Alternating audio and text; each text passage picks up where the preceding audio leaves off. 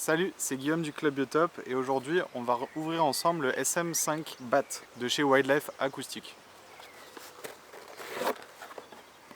Alors qu'est-ce qui change avec la version précédente? Donc le SM5 BAT, c'est le petit dernier de chez Wildlife. Donc c'est un enregistreur passif pour écouter les ultrasons, mais la grande nouveauté cette fois-ci, ça va être une écoute dans l'audible aussi, donc sous les 20 kHz. Et ça c'est notamment possible grâce à deux micros qui sont intégrés directement au boîtier. Donc on a un micro acoustique et un micro ultrason qui sont juste ici, qui vont pouvoir permettre d'utiliser le boîtier sans ajouter de micro supplémentaire. Donc à ça vient s'ajouter la possibilité d'enregistrer en simultané l'ultrason et l'acoustique, qui permet de faire des études éventuellement sur des oiseaux, sur des périodes données, par exemple le soir, en soirée ou bien la nuit, et de quand même pouvoir capturer les sons des chauves-souris, éventuellement d'effectuer plusieurs protocoles en même temps en ayant seulement un seul enregistreur. Pour le reste des ports, comme le SM5 acoustique, deux micros acoustiques juste ici sur les côtés, et en dessous on a du coup les deux ports externes pour l'ultrason. Donc grâce à ça on va pouvoir faire éventuellement plusieurs points d'écoute, mettre des câbles des SMMU2 avec la possibilité de mettre des câbles de plus de 100 mètres. Niveau compatibilité pour l'ultrason et pour l'acoustique, on reste sur les mêmes micros,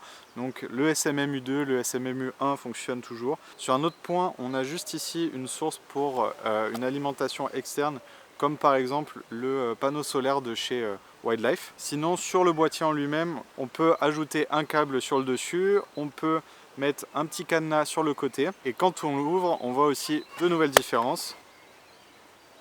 Le compartiment à piles permet d'accueillir deux types de piles, donc on peut mettre des piles D alcalines ou rechargeables, ou alors on va pouvoir mettre cette fois-ci des batteries 18650. On peut en mettre jusqu'à 11, donc il y a une rangée de 6 en bas plus une rangée de 5 en haut. On peut soit le faire tourner avec 6 soit avec 11, ce qui permet d'avoir une longévité largement améliorée par rapport au SM4 BAT.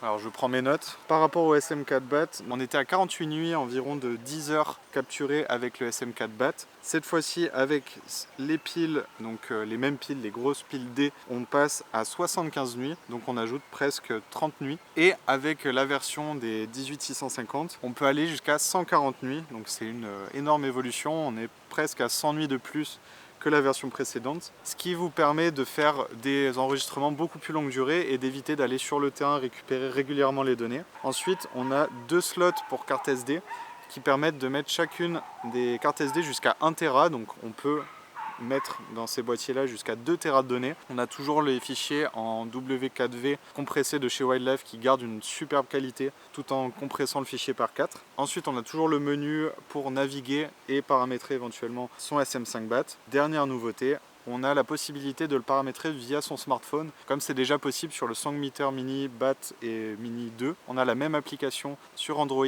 et iOS, ce qui permet de paramétrer beaucoup plus rapidement votre enregistreur sur le terrain. Voilà, c'est à peu près tout pour les nouveautés. Vous aurez un descriptif beaucoup plus détaillé dans la fiche technique du SM5 BAT sur notre site Le Club Biotop. Allez, on se dit à une prochaine!